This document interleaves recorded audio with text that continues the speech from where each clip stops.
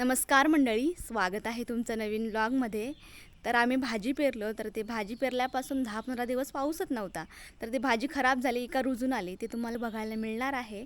कारण आता आपण चाललो आहे खाली शेतामध्ये उकळायला. पाऊस आता नाही आहे, पण ढग भरलेला आहेत. तर आता चला शेतात जाऊया आपण. तर शेतात गेल्यानंतर भेटू. आता आपण पोचलो आहे मळ्यामध्ये. या साईडला ही जी मळी आहे, तर या मळ्यामध्ये पेरणी केली होती आणि इकडे पप्पू उखळतोय. तर त्याचप्रमाणे सगळ्या मळ्या उखळून घ्यायच्यात आपल्याला. जेव्हा आपण उखळतो ना, तर त्यामुळे माती चांगली भसभशीत होते. तर माती भसभशीत झाल्यामुळे पाणी साचतं, चांगलं मुरतं मळीमध्ये. त्यामुळे गवत वगैरे जास्त रुजून येत नाही, रान वगैरे. तर त्यासाठी उखळणी केली जाते. तर आता बाकी सगळ्या मळ्या त्याचप्रमाणे उखळून घ्यायच्यात आपल्याला.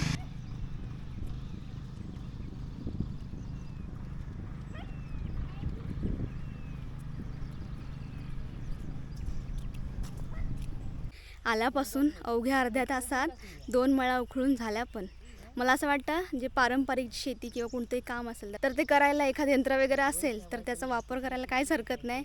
कारण चांगल्या पद्धतीने आणि कमी वेळात करता येतं ते काम. आता हे बघा, 2 मळ्या उखळून झाल्या. आता आम्ही न्याहारी करतोय, नाश्ता करतोय.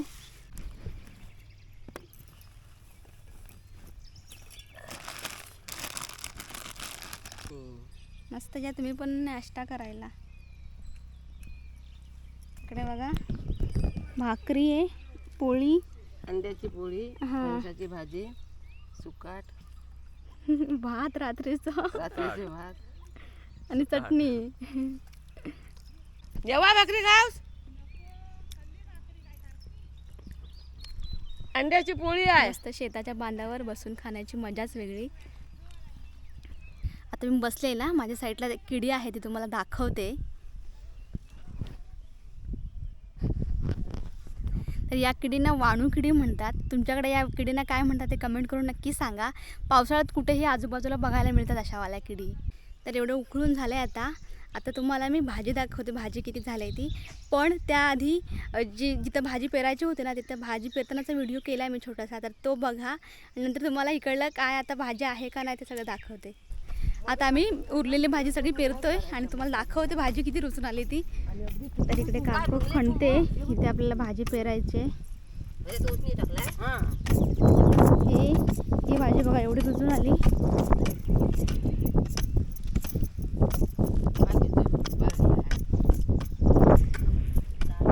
भाजी पेरल्यापासून पाऊस गायब झाला. तर एवढी आहे, शिपून पाणी शिपून अगदी दररोज. तर अगोदर आपण जी भाजी पेरली ती अर्धी भाजी होती. तर आम्हाला म्हणजे पावसाचं काय नक्की नव्हतं ना, तर आता पाऊस येईल असं वाटतोय.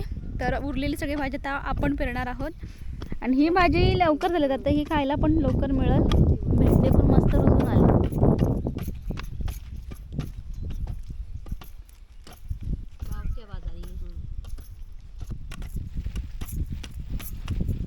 आम्ही आणता एक खांडो भाजी पासून सगळी रशी तुडून जातात. नाही पाऊस नाही तर करणार काय गे.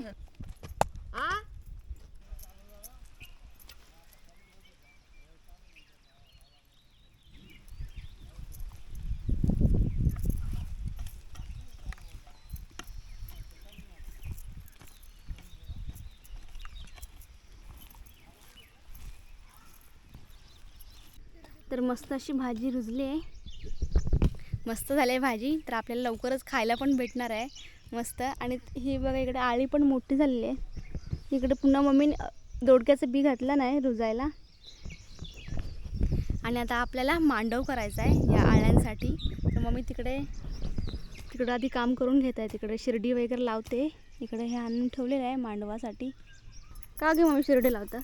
वालवर चढूसाठी. ही वेल होतं ना.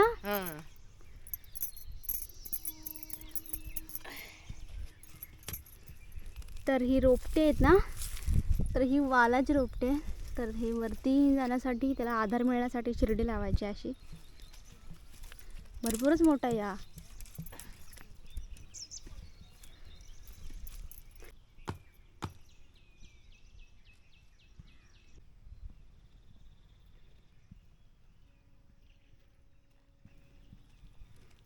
चल आता आपण कुठे चाललोय? मेट काढूया आणि मांडव घालूया.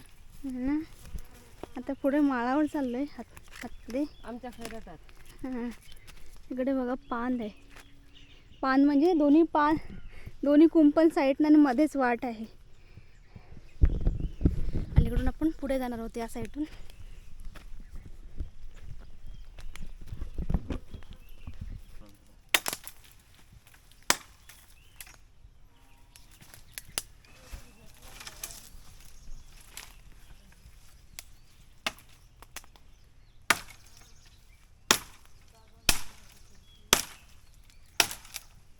सुकलेलं आहे काय?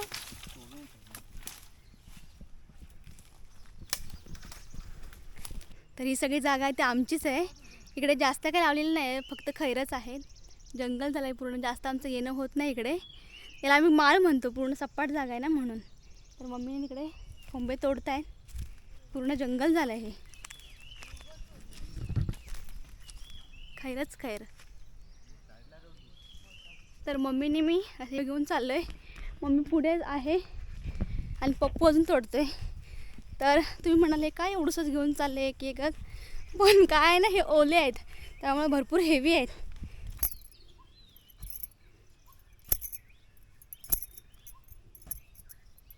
त्या साईडला पाऊस भरलाय गे.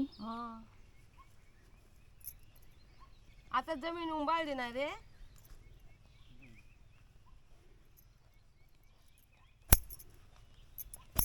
म्हणून आपण उकळ केला की तेवढं पाणी मुरत ना.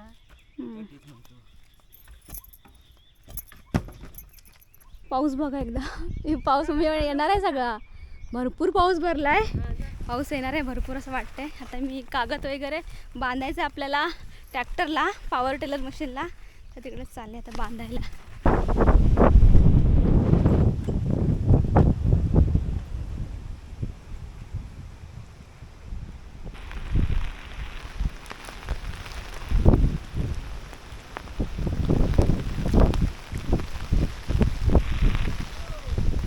खूप पाऊस पडतोय आणि वारा पण खूप आहे. मम्मी अजून तिकडे बांधते.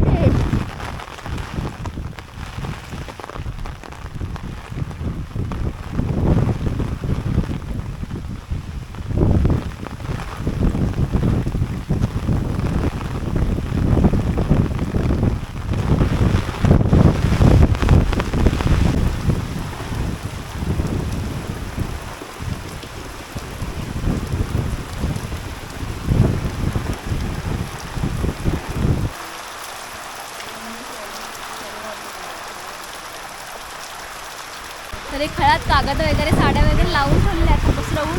तर ते उकडू नये म्हणून ठेवलेले आहे.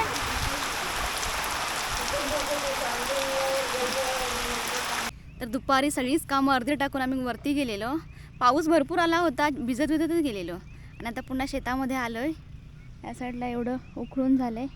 आता मस्त केळी खाते. तर आता आळीचे मोती पण अशी गोल करायचो. मांडीवर जाते आळी भरते.